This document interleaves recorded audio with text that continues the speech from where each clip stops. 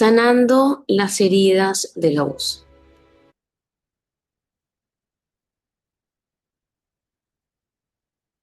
La historia siempre comenzó antes.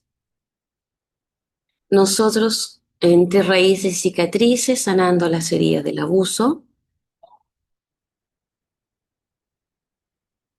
es tiempo de sanar y hoy es posible hacerlo.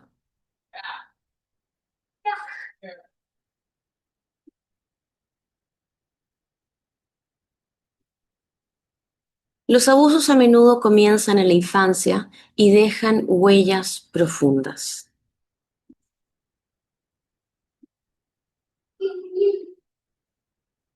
Se transmite de una generación a otra, creando ciclos de dolor.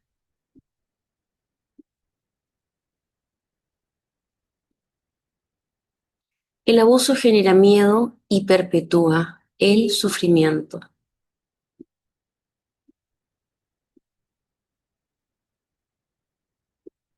La violencia emocional puede ser tan dañina como la física. Ambas dejan cicatrices invisibles.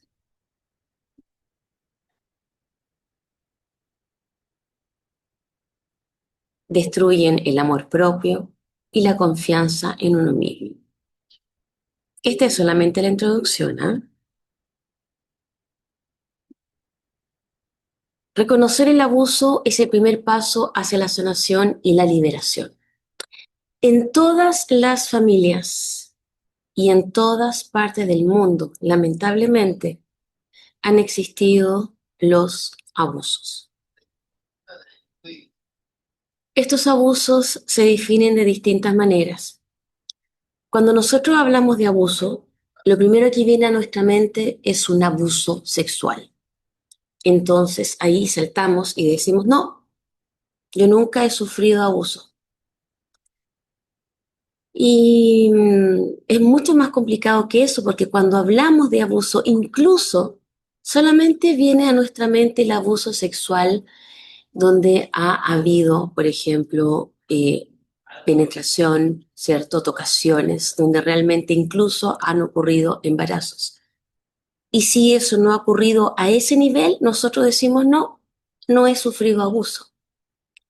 Pero abuso es todo aquello que alguien, un tercero, sea conocido o desconocido, interfiere en nuestra esencia, en nuestro metro cuadrado, y que nos afecta nuestra identidad, nuestra integridad, nuestro amor propio, nuestra inocencia.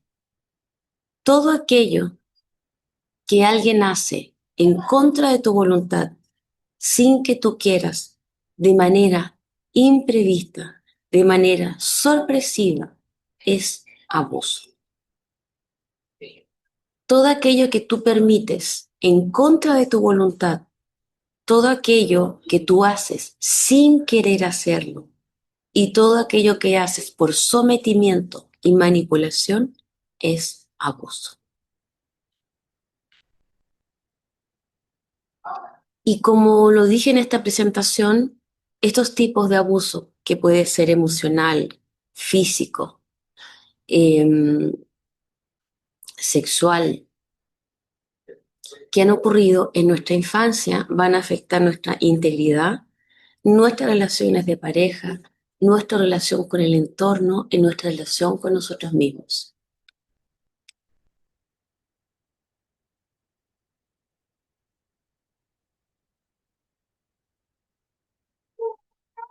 Aquí está mi trilogía, Tus ancestros quieren que sanes, sanarás cuando decidas hacerlo, e historias de amor reales transgeneracionales, que son libros que he escrito que están basados en el estudio y aprendizaje de nuestro árbol genealógico.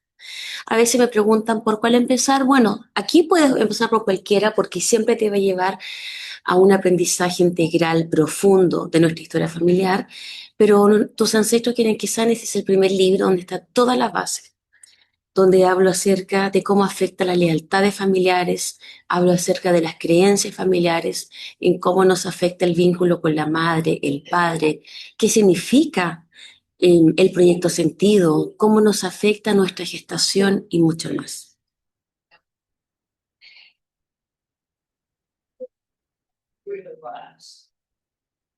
Abuso físico.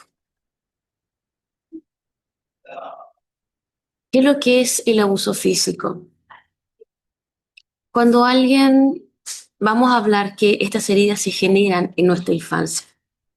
Hay personas de adultos que dicen, tengo que sanar heridas emocionales, pero las heridas emocionales son heridas de infancia. Es ahí cuando se generan. Si tú dices, no, yo tengo esta herida ahora que soy adulto, significa que has tenido una herida en la infancia que no ha sanado y que ésta se presenta y que se activa una vez más en la etapa adulta. El abuso físico está relacionado a golpes, a maltratos, a coscorrones, a bofetadas. Nuestro cuerpo es una energía tan divina, tan maravillosa y tan pura, que cuando hemos sido golpeados y maltratados, toda nuestra vibración externa comienza a verse afectada. Ya lo vamos a ver. Hay personas que han sido tan golpeadas, yo lo he visto en terapia, que incluso cuando alguien se acerca a darle un abrazo, ellas hacen un gesto de protección con la mano y no se daban cuenta, ¿cierto? Hay niños que rechazan que se les acerque y esto habla, ¿cierto?, de una protección que yo me hago producto de tanto golpe y maltrato físico. Puede ser golpes que la persona dice, no, si no fue tanto, come, no quiero comer, y te pego una bofetada, come, y te pego un coscorrón, y te estoy obligando constantemente a través del golpe. Y las enseñanzas están a través del maltrato físico. Cuando somos pequeños recibimos el maltrato físico, esto se va formando como una programación. Y ahí hablamos de las programaciones del árbol. ¿Qué significa esto? Que si yo he sido golpeado y maltratado de adulto, no me va a parecer extraño que alguien cuando estoy discutiendo me dé un empujón, que me tire el pelo, ¿cierto? Que me mechonee, porque en el fondo, como es algo que yo vivía en la infancia, no me va a parecer extraño, ¿ya? Por el contrario, me va a parecer hasta familiar.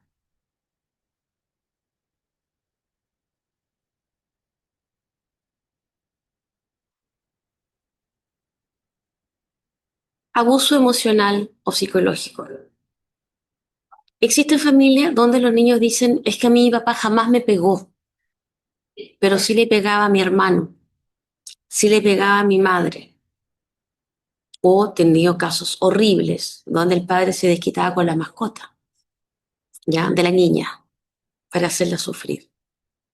Entonces, para nosotros, el estar viendo constantemente un abuso, estar recibiendo gritos, estar viendo el maltrato a mis seres queridos, para mí es exactamente como si ese maltrato se hubiese sido conmigo. Las heridas que yo voy a tener a nivel emocional y a nivel cerebral van a ser exactamente igual como si me estuviesen pegando a mí, maltratando a mí o empujando a mí. Entonces, este abuso se llama abuso emocional o psicológico, ¿cierto? Verbal también, donde yo agredo verbalmente, ofendo con palabras, digo, no, es que tu madre es una estúpida, es una inconsciente, mira cómo lo hace tu madre, es una tonta. O decir, por ejemplo, tu padre no sabe nada, tu padre es un estúpido, tu padre no tiene idea, es un desgraciado. Ese daño también lo recibe, ¿cierto? Por supuesto, el hijo o la hija.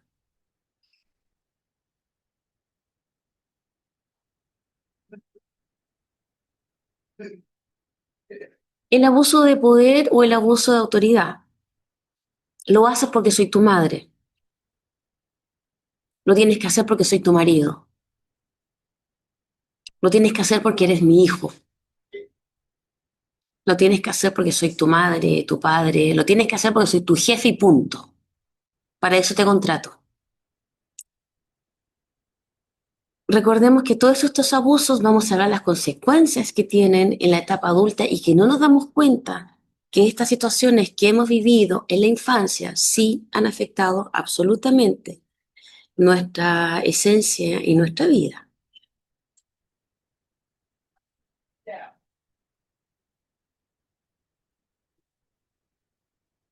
El abuso espiritual también tenemos acá. Dentro del abuso espiritual ocurren abusos emocionales y abusos sexuales. ¿En qué sentido?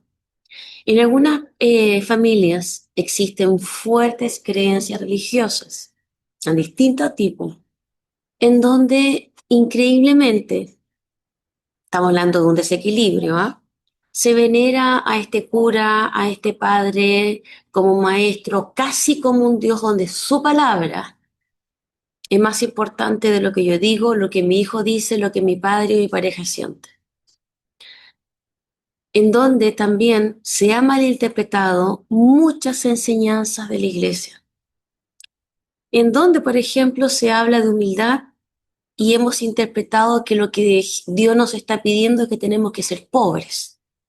Entonces rechazamos la abundancia, la prosperidad y nos parece un pecado la persona que realmente quiere tener dinero o quiere tener prosperidad, porque Dios nos dice que debemos ser humildes. Pero ser humildes no es ser pobre.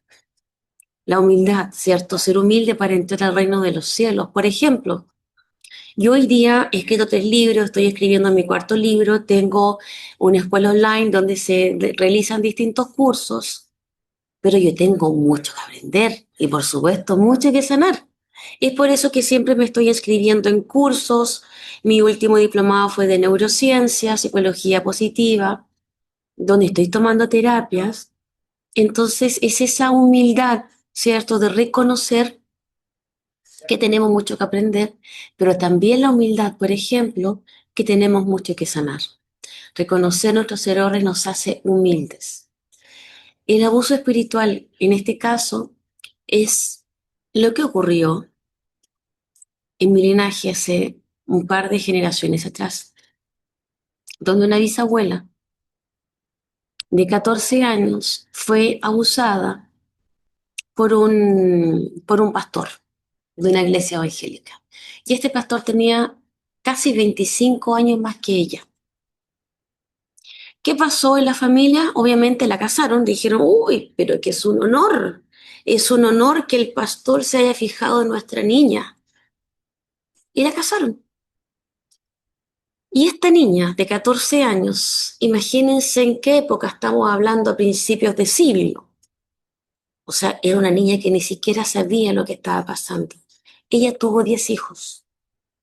Y el pastor, que era alcohólico, tenía ya 6 hijos, incluso mayores que esta bisabuela. Entonces, por un abuso espiritual, ¿cierto? Donde te dice, tenemos que tener acá, tráigame a las niñas, que yo las voy a cuidar, porque ha ocurrido. Ojo, yo no estoy diciendo que las religiones son todas un abuso y que todos los pastores son abusadores. Yo estoy dando un testimonio, ¿cierto? Que pertenece a mi clan familiar y que en algunos casos hay que tener atención. He conocido no testimonios muy antiguos de mi generación, donde las niñas iban a clase de catecismo y donde el padre, para perdonarle los pecados, le tocaba el pecho, las manoseaba. Entonces se dan estos ambientes donde nosotros confiamos que los niños se van a estar muy bien cuidados y finalmente terminan siendo abusados.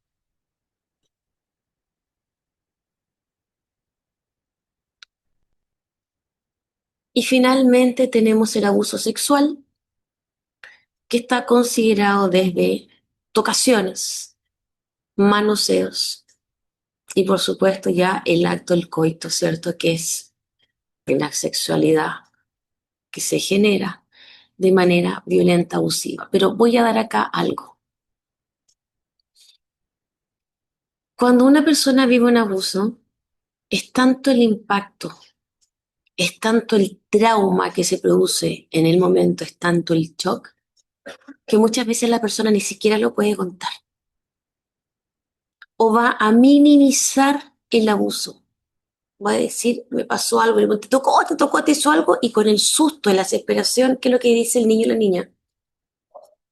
No, no alcanzó a tocarme, cuando la verdad es que sí, no me hizo nada, y la verdad es que sí.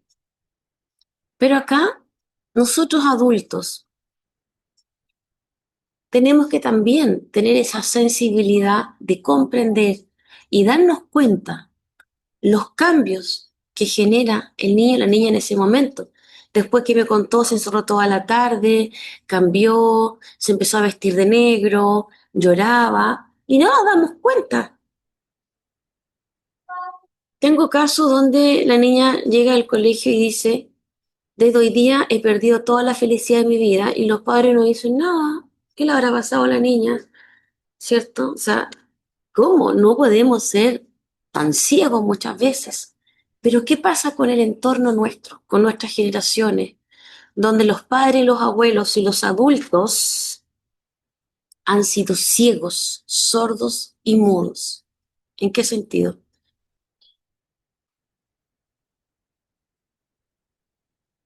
¿En qué sentido?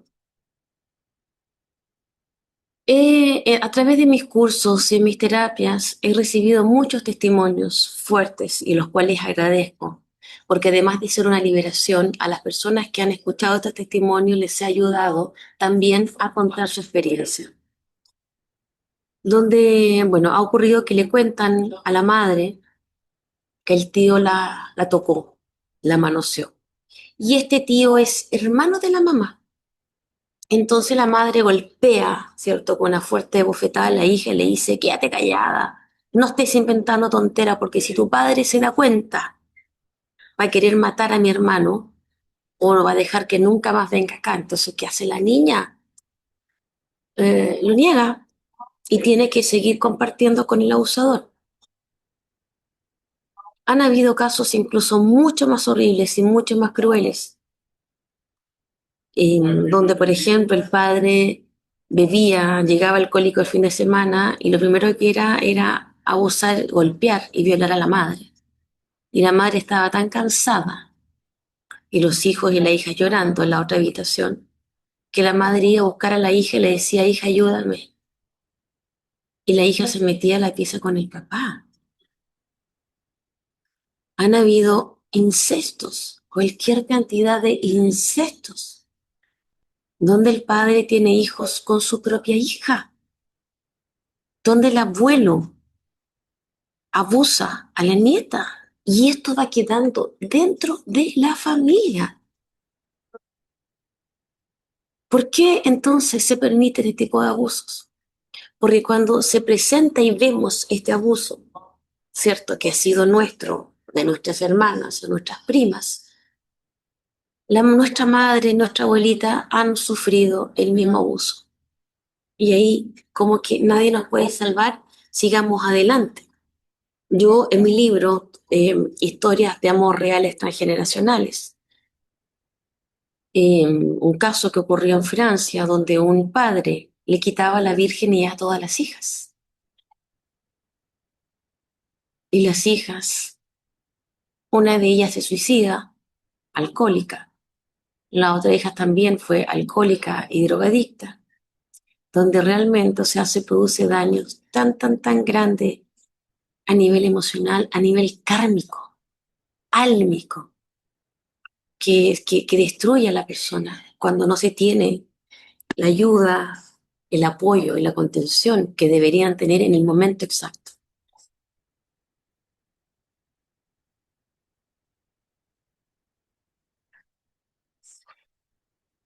Cuando un niño o una niña vive en un entorno violento, su cerebro y su mente intentan protegerlos del dolor emocional.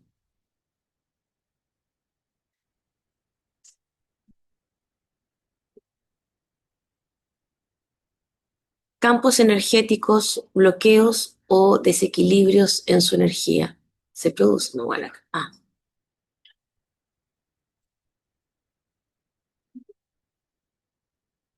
¿qué significa esto? Es lo que yo le hablaba. Todos nosotros tenemos campos energéticos, ¿cierto? Estos campos energéticos de vibración. Y cuando vamos recibiendo violencia verbal, insultos, eres una estúpida, debí haberte abortado, no sé por qué estoy contigo, te odio, te detesto, todas esas ofensas van entrando en este campo energético y se van produciendo fisuras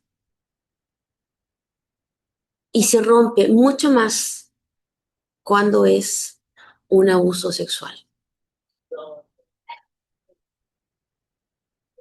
Es por eso también que niños o niñas que han sido brutalmente golpeados por papá y mamá tienen mucha dificultad para abrazar, tienen mucha dificultad para entregar amor, porque algo tan importante se rompe y se triza en ese campo energético que el inconsciente te programa a que el contacto con el otro es peligroso, el contacto con el otro es dañino.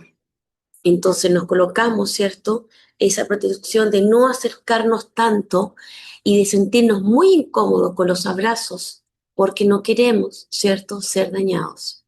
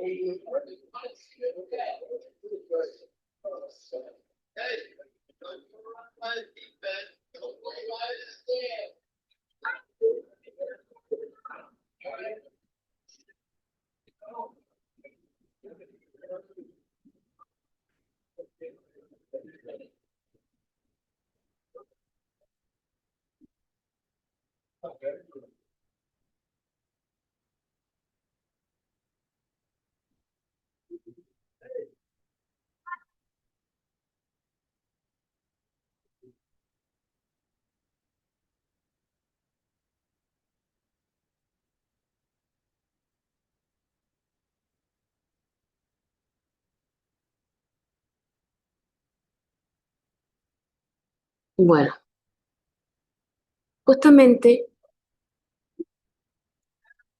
una forma también de justificar la violencia es decir, gracias a los golpes de mi madre, hoy día soy una niña educada. Gracias a los golpes y la violencia de mi padre, hoy día soy una persona justa y honesta. Pero eso, como dice este video, no fue disciplina, fue violencia. La violencia siempre, siempre va a generar dolores y cicatrices que sí pueden convertirse en sanación.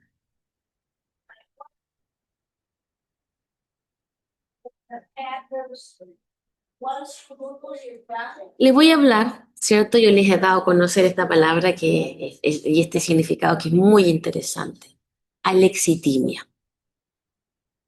La lexitimia es una protección de nuestro cerebro. Se produce ¿cierto?, del estudio de la neurociencia, encontrar una palabra maravillosa para definir esta protección que generamos de manera inconsciente.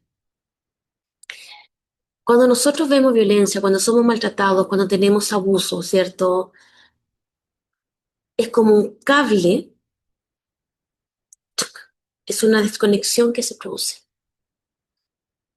donde ya dejamos de ver la violencia, dejamos de sentir ese asusto porque nos van a pegar, dejamos de sorprendernos porque los papás se están golpeando, porque el papá llega borracho y le puede pegar a todo. Yo ya no veo nada, no veo la violencia del entorno. Y lo más triste, no veo mi propia violencia, porque una persona que se cría en violencia es violenta y no lo ve, ¿de acuerdo? Entonces, cuando tenemos esta alexitimia, que somos insensibles a la violencia, insensibles, ¿cierto?, a lo que está pasando, es una programación bastante dura que se genera en nuestro cerebro. Entonces, yo voy a estar casada y mi hija no va a querer comer y viene mi marido y le pega y algo, y yo le digo a la niña ya coma mientras papá le está pegando con la correa. O sea, ya no puedo ver el nivel. de violencia. O yo puedo estar con una pareja que me está engañando y que yo veo que está escribiendo un mensaje y me dice, ya cállate, si te pones así de tonta voy a llamar a esta persona que tengo acá. Y aguanto cualquier cantidad de abusos si no me doy cuenta. ¿Cuántas veces hemos tenido una amiga, una conocida, que la engañan y que le engañan y que llora y de repente como que ya se adaptó al engaño? Como que le dice, tu marido no ha llegado, no, estará con otra persona y cambia el tema.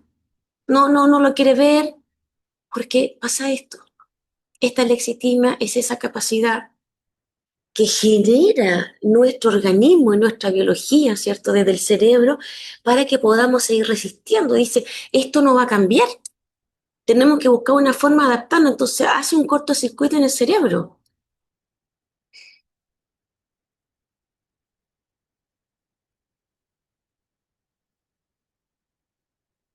Entonces nos preguntamos, ¿el tipo de violencia solamente lo vivimos cuando éramos chicos con nuestros padres? Estar esperando un mensaje de una persona que te dice que te va a llamar y no te llama, ya sea de trabajo, ¿cierto? De amiga, es una forma de abuso, de pareja, donde decimos, no, sabes tú que no, no me llamó todo el fin de semana porque estaba ocupado, pero me llamó el lunes a las 10 de la noche para que fuera a su casa. Y fui porque me necesitaba para escribir un mensaje. Lo podemos escribir en 30 segundos para decir, por ejemplo, no tengo tiempo. Puedo escribir eso, ¿de acuerdo?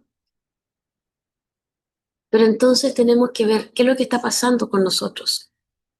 ¿En qué momento ya nos hacemos cargo de estas heridas y comenzamos a colocar límites en nuestra vida? Y cuando colocamos límites en nuestra vida, van a ocurrir muchos cambios. De partida tenemos que asumir que muchas cosas en nuestro entorno van a cambiar, como por ejemplo, que nos rechacen, que no nos crean, que se alejen de nosotros.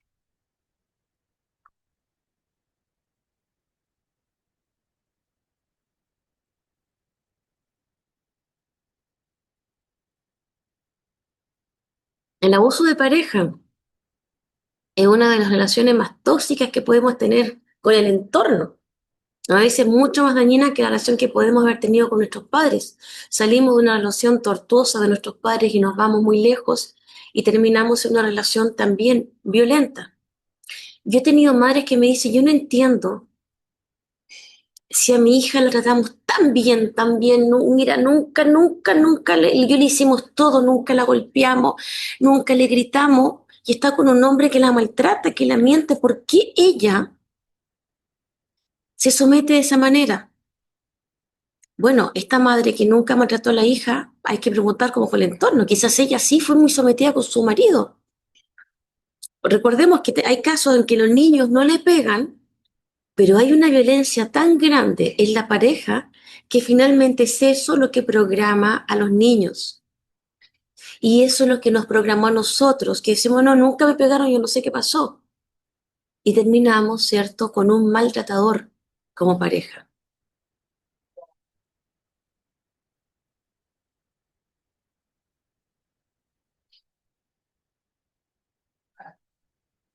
¿Por qué repetimos patrones? ¿Por qué no se corta? Lo que sucede dentro del estudio y aprendizaje de nuestro árbol genealógico, repetimos patrones porque aún estamos ligados a una violencia, porque aún no hemos sido capaces de colocar límites en nuestra vida.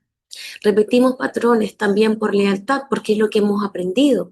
Si yo veo que mi mamá siempre fue una mujer sumisa, que daba todo, y yo no he tenido este despertar de conciencia que me permite estudiar, trabajar, voy a seguir repitiendo incluso un patrón mucho peor en muchos casos. Todo esto se rompe hasta que tomas conciencia y decides, ¿cierto? Desde la voluntad, desde este amor propio, que no vas a seguir repitiendo la misma conducta. ¿Por qué seguimos pegados a alguien que no nos ama? Porque nuestro amor propio es tan bajo, es tan mínimo, que pensamos que nadie más nos va a amar. Pensamos que esta persona que me maltrata, que me da la espalda, que no está conmigo, me ama porque no se va. Me ama porque me invita a comer, me ama porque a veces me abraza, me ama porque hacemos el amor. No importa que me maltrate, porque ¿quién me va a amar? A muchas personas le han dicho, agradeces algún día alguien se queda contigo, eres tan difícil que nadie te va a soportar, nadie va a estar contigo.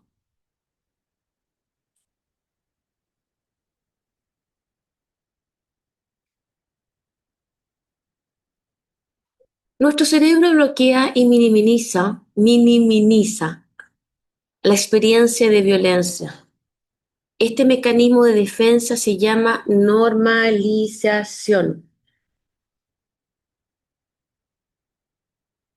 ¿Ya? La normalización, y recordemos que la lexitimia es la incapacidad de ver la violencia. Y normalizamos. Yo no veo, yo tengo un dato, siempre lo cuento, tengo una amiga terapeuta que ella estaba haciendo una terapia online y que así, atrás mío, por ejemplo, empezaron los padres a gritarse, a pelear, a insultarse y la persona que estaba haciendo la terapia estaba súper incómoda, entonces decía, bueno, si quieres podemos suspender la terapia, podemos parar, entonces decía, no, ¿por qué vamos a parar la terapia? Para que esté más tranquilo, le dice, no, sí, estoy súper tranquilo y atrás pasaba la mamá y papá, pero gritándose. Entonces el joven mira y dice, ah, pero si a mí no me molesta, no le molestaba, pero porque ya esa lexitimia, ¿cierto?, se integró en esta esencia y no sentimos absolutamente y no vemos la violencia, que es gravísimo. Cada vez que nosotros repetimos un comportamiento, se fortalecen conexiones neuronales en nuestro cerebro formando circuitos. Si cada vez recibimos el maltrato, si cada vez recibimos un abuso, si cada vez vamos recibiendo, ¿cierto?, los mismos comportamientos que te pegan, que te gritan, que te abusan, que te tocan, nosotros vamos formando, ¿cierto?, en nuestro cerebro unas conexiones neuronales y esto van formando circuitos. Entonces nosotros cuando actuamos, actuamos por el mismo circuito y es por eso también que cuando somos adultos, lamentablemente nos damos cuenta que repetimos las mismas palabras que mi mamá me dijo, yo no quería repetirlas. Lamentablemente estoy repitiendo el mismo patrón de disciplina que me enseñaron que era disciplina, pero finalmente es violencia, porque vamos por los mismos caminos que se nos trazaron en nuestra infancia, pero es posible modificarlos. Dentro de estos canales, ¿cierto? De estos circuitos neuronales, hay algo maravilloso, la oxitocina. La oxitocina es la hormona del amor o la hormona del vínculo. Cuando una madre está embarazada, en el momento del parto, un parto normal, es donde se produce una explosión y un intercambio de hormonas entre la madre y el hijo, que es esta oxitocina principalmente, también hay endorfina, serotonina, que producen esta felicidad.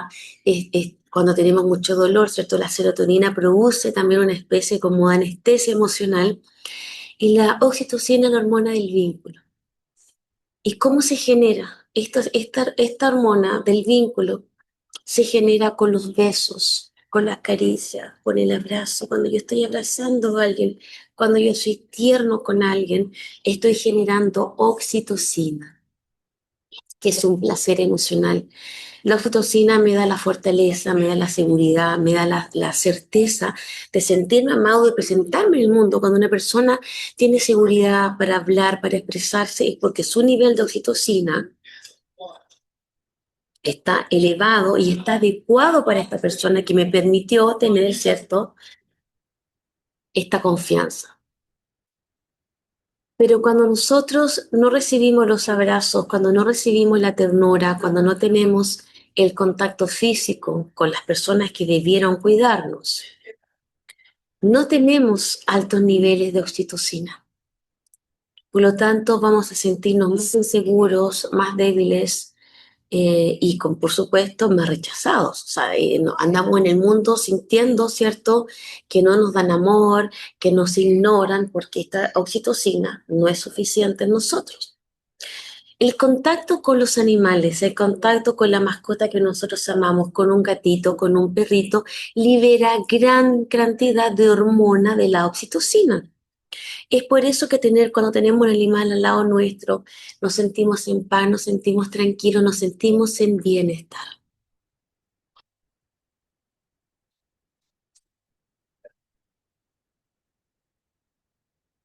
Cuando un bebé vive en el entorno, ¿cierto? En un entorno lleno de amor, su cerebro desarrolla conexiones fuertes que le permiten manejar mejor el estrés, establecer relaciones saludables y sentirse valorado.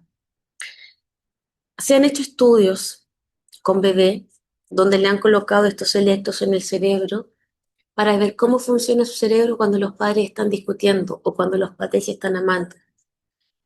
Y aunque esté en otra habitación y los padres estaban discutiendo, el bebé liberaba cortisol, que es la hormona del estrés. Y el cortisol es una hormona que nos va generando estrés, que nos va teniendo en modo alerta, ¿cierto? Que no podemos disfrutar del presente, no podemos estar en este momento, disfrutar. Yo no puedo disfrutar de la alegría, de la felicidad, si acá están pegándose y peleando, no puedo. Porque acá cuando tenemos el alto nivel de cortisol, dejamos de segregar oxitocina, serotonina y endorfinas que son los encargados de darnos plenitud, felicidad, tranquilidad en nuestra vida. Entonces los niños que están viviendo en un alto grado, ¿cierto?, de violencia, de estrés, no pueden desarrollar la alegría y por eso también cuando en el colegio llegan niños que se portan mal y que hacen de escándalo y que están pegando porque están viviendo en este modo de alerta y de defensa. Como no pueden defenderse en su entorno, ¿cierto?, que es peligroso, actúan con violencia en el lugar donde hay paz, porque ahí saben que son vistos y escuchados.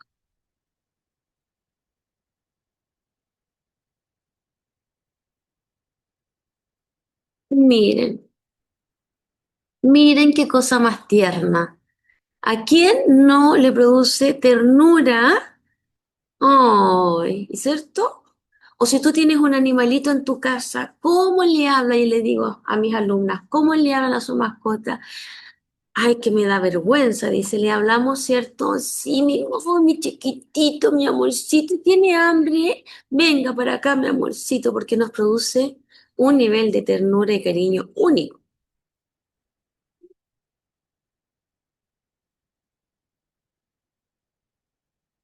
Que nos produce también cuando un niño tiene esa mirada de desolación, ¿cierto? Nos produce querer acercarnos, ayudarle, abrazarlo principalmente, porque a veces ni siquiera los niños saben lo que les pasa. Pero yo le voy a hablar porque le estaba mostrando esto.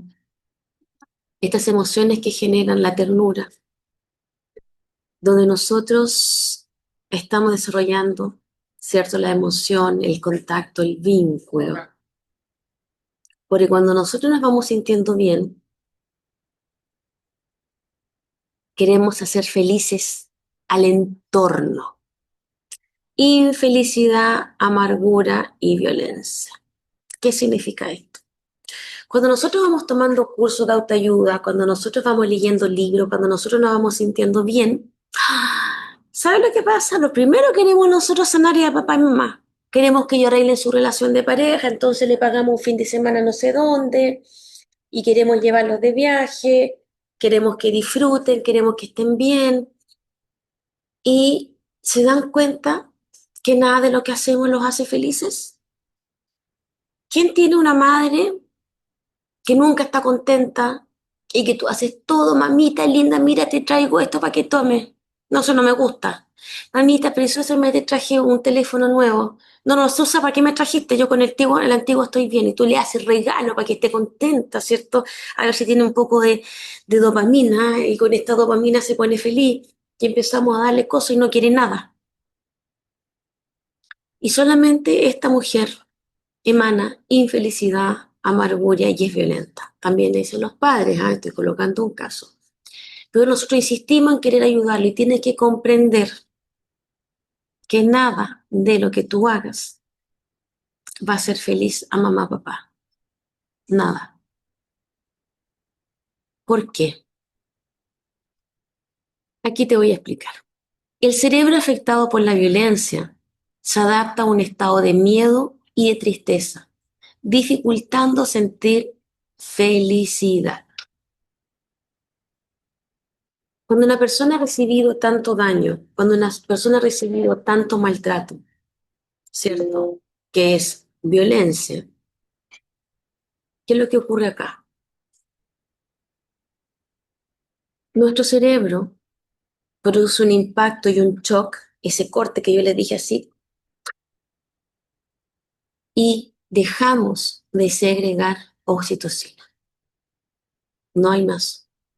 Hay una disminución de la dopamina y hay una fuerte disminución de lo que es serotonina y endorfinas en nuestro cerebro. Se dejan de producir.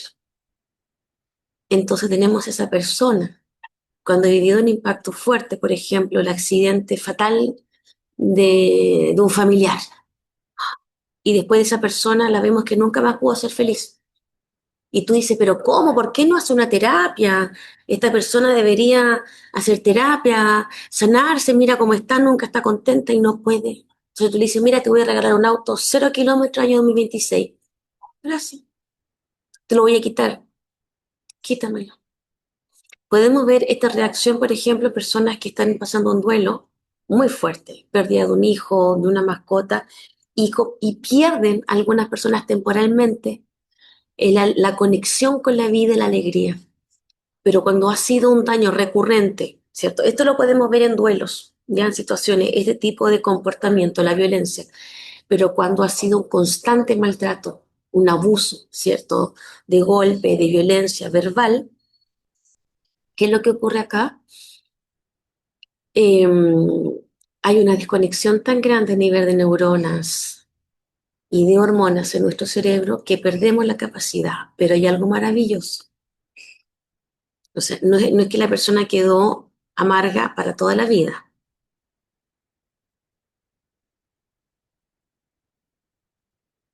Existen potentes herramientas que podemos ocupar a nuestro favor para volver a regenerar y volver a que estas conexiones que se perdieron existan nuevas conexiones que nos va a permitir tener la paz y la armonía.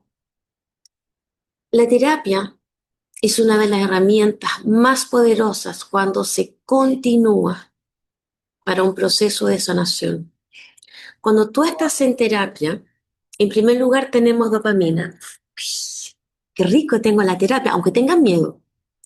En la conversación que estamos teniendo con el terapeuta, tú estás segregando oxitocina porque las hormonas del vínculo me están escuchando, me siento bien y la terapeuta te mira y te dice palabras dulces, aunque tú estés llorando, ¿cierto? Hay un alivio porque estás expresando tu dolor, entonces se activan también lo que es la serotonina, la endorfina y se produce un cambio energético y un cambio a nivel de cerebro. Pero después la persona vuelve a su entorno y vuelve a sentirme sola, triste y apagada, pero eso sembró una semilla. Entonces, por lo menos hay que tener una terapia una vez al mes, por 3 meses, 4 meses, y luego tú puedes dejarla. Y luego las vamos a retomar. Es cuando tú tienes un auto y nunca le echas aceite o nunca le echas benzina, ¿cómo va a funcionar? Apenas, no va a funcionar. Y nosotros estamos, uy, decimos, esta casa le hace falta una manito de pintura, la voy a pintar, está muy mal. A mi perrito lo voy a bañar porque está mal, le voy a comprar la mejor comida. Y tú no te haces ni terapia, no te compras ni un libro, no te compras ni un curso, nada, y tú crees que vas a poder sanar así solamente porque quieres, la voluntad a veces no es suficiente. Necesitamos apoyo, sobre todo cuando hemos tenido infancias dolorosas.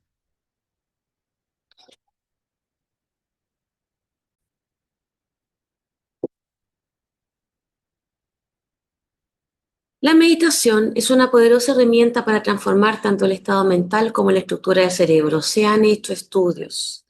Los neurocientíficos y todos estos científicos que no estaban decían que no, que la espiritualidad no tenía nada que ver con la ciencia y que estar hablando acerca de meditación era solamente de gurú y chantas que no decían la verdad, han comprobado, bueno, que la terapia produce cambios neuronales.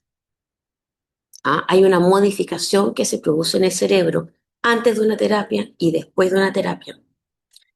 Y la meditación produce también estos cambios en el cerebro. Yo soy una persona que a mí yo tengo mucha dificultad para meditar porque tengo una hiperactividad en mi cerebro, siempre está trabajando, siempre también soy hiperactiva. Entonces estoy haciendo una cosa, estoy haciendo otra. Y para mí la meditación, por ejemplo, es cuando yo escucho canciones de Mozart. La coloco Mozart y me encanta escucharlo. Meditación es cuando tú logras estar en un estado presente, olvidándote de tus conflictos y tu desafío y estás en ese estado de armonía. Coloco canciones que te gusten, no basta. Si estoy deprimida voy a colocar canciones de por qué me dejaste o nunca me volveré a enamorar. No, escucha, las canciones de Mozart están comprobadas que producen una alteración positiva en nuestro cerebro, la música clásica en general, no estar escuchando, bueno, con mucho respeto, porque las canciones que se escuchan ahora dejan mucho que desear. También está comprobado que no ayudan justamente, y las letras de las canciones populares, recordemos que todo lo que nosotros decimos, pensamos y hablamos genera una programación en nuestro inconsciente.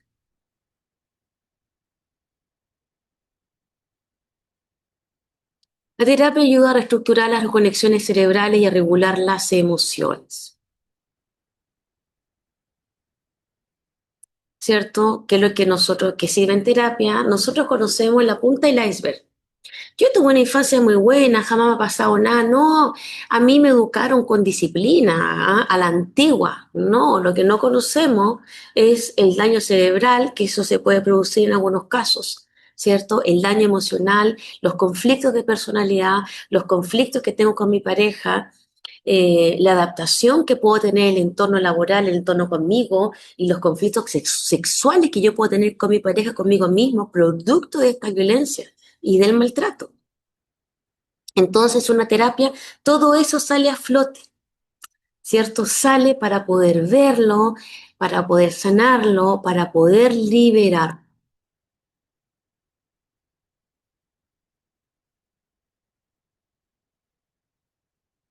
Prosodia.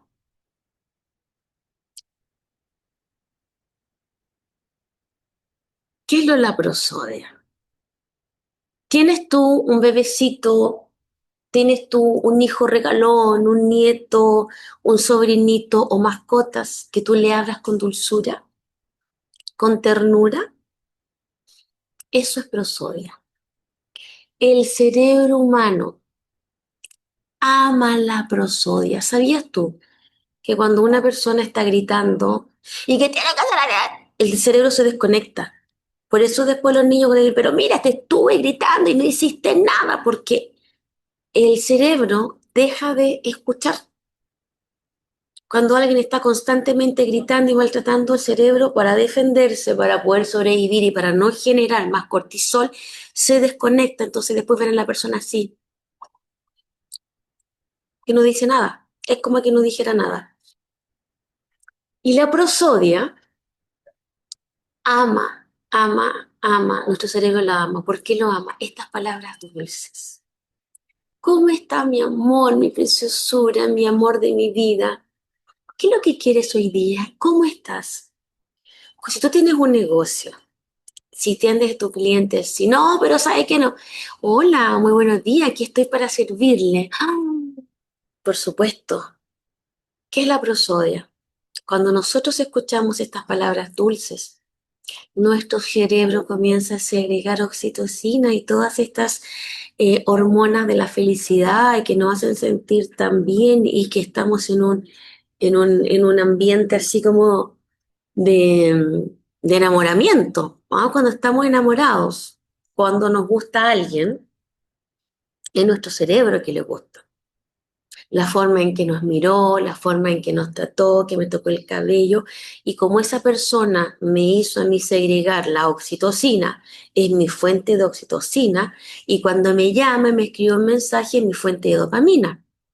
La dopamina es los impulsos rápidos, la felicidad. Ah, tengo un mensaje bien, tengo un contacto bien, me hicieron un like, me llamó. Esto es la dopamina. Y cuando tenemos una persona que me escribe un mensaje, una palabra linda, es mi fuente de dopamina. Entonces, por eso cuando la persona está enamorada, no ven televisión, no se conectan con nadie, porque esa persona es mi fuente de todo. Y ojo ahí, que cuando estamos en un exceso de dopamina, cuando somos felices, me compré ropa, pero que me encanta esta chaqueta tan linda, me veo tan bien, me voy a ir a comprar otra, está tan barata y me compro otra, estoy en una dopamina. El cerebro es muy inteligente. Cuando estamos segregando cortisol, que es ¿cierto? La hormona del estrés, le llaman, muy conocida porque estoy en estado de alerta. En realidad, esta hormona, el cortisol, la segrega nuestro cuerpo para decir, estamos en peligro, tienes que correr. Mira tu entorno, hay que avanzar rápidamente. Entonces, cuando necesitamos huir, correr, defendernos del depredador, se cierra nuestra capacidad de lógica, ¿no? La corteza prefrontal no está actuando, ni tampoco la oxitocina, ni la endorfina, ni nada, porque necesitamos huir, estamos en peligro, entonces necesito yo buscar cómo sobrevivir, cómo subir a la montaña, cómo arrancar, cómo cerrar la puerta, estamos en estado de alerta, ¿de acuerdo? Entonces, cuando estamos en enamoramiento, no hay cortisol. El enamoramiento dice, bueno, el cerebro dice, vamos a dejar que nuestro cerebro genere esta paz, este amor, esta felicidad. Entonces, dejamos y la corteza prefrontal tampoco actúa. Dice, bueno, dejemos que esta persona se enamore, que esté contenta, que esté feliz con toda esta oxitocina, la endorfina, y la corteza prefrontal no está actuando, porque dice, dejemos. Es así. Cuando se prende uno, se apaga el otro. Y cuando se prende ese, se apaga para que puedan actuar al 100%. Porque si tuviéramos todo el día la oxitocina, la endorfina, hoy se está quemando algo, ay, no importa, que se queme, que se queme. Mira, te están entrando a robar, ay, qué lindo, tómale una foto, porque cuando andamos en esos estados, no reaccionamos. No podríamos ser felices toda la vida. Porque mi Eduardo Calixto, quien fue, ¿cierto? Mi maestro, mi mentor en mi diplomado de neurociencia, decía, no podríamos ser felices, seríamos tontos e imbéciles. Pues estaríamos tan felices, que nos estarían robando y no podríamos trabajar, no podríamos pensar nada, porque eso es lo que genera.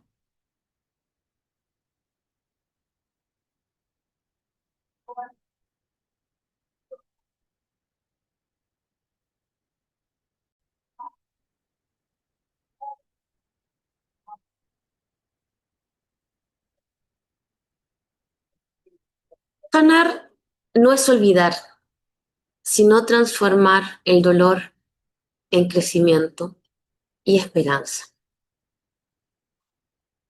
Todos estos dolores que hemos tenido en nuestra vida, todos estos dolores que hemos ido acumulando en el momento en que decides hablarlo, en el momento en que decides que no quieres llevarlo como el dueño de tu vida, porque yo puedo elegir quién maneja mi vida. ¿Es el dolor o la transformación? Llega un momento en que yo decido qué es lo que va a tener más peso. Vivir en un estado de cortisol y amargura o vivir en un estado de paz. Recordemos que cuando yo decido enfrentar a las personas que me han generado daño, porque todos nosotros hemos tenido una persona que nos ha generado daño, todos nosotros hemos tenido una persona que nos ha causado mal, pero quiero que sepas que tú también has generado daño. Nosotros, yo también he generado daño a alguien, yo también he causado dolor. Somos víctimas y victimarios, maestros y aprendices, siempre en esta rueda de la vida, siempre. Entonces, cuando tú trabajas en ti, comienzas a hacer un curso, comienzas a hacer una terapia, los niveles de cortisol comienzan a bajar y comenzamos a generar nuevas neuronas.